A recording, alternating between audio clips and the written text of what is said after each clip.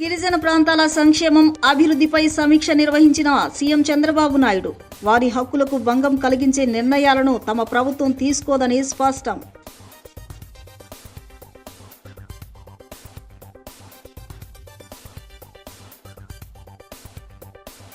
Vijayawada urban Aryavysya సంఘం అధ్యక్షుడిగా ప్రమాణ స్వీకారం చేసిన ముక్తేశ్వరరావు ఆర్యవైశ్యులకు కూటమి పాలనలో పెద్దపీట వేశామన్న మంత్రి టీజీ భరత్.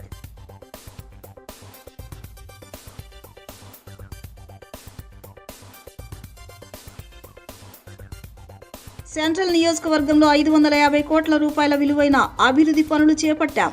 జీవీఆర్ నగర్ మంచినీటి రిజర్వాయర్ ప్రారంభోత్సవంలో ఎమ్మెల్యే బొండా ఉమామహేశ్వరరావు వెల్లడి.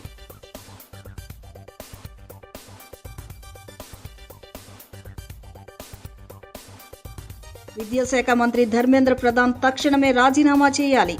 ఢిల్లీ జంతర్ మంతర్ వద్ద జరిగిన ర్యాలీని భగ్నం చేయడాన్ని ఖండించిన వామపక్షాలు. కొవ్వొత్తుల ప్రదర్శనతో నిరసన తెలిపిన కాంగ్రెస్.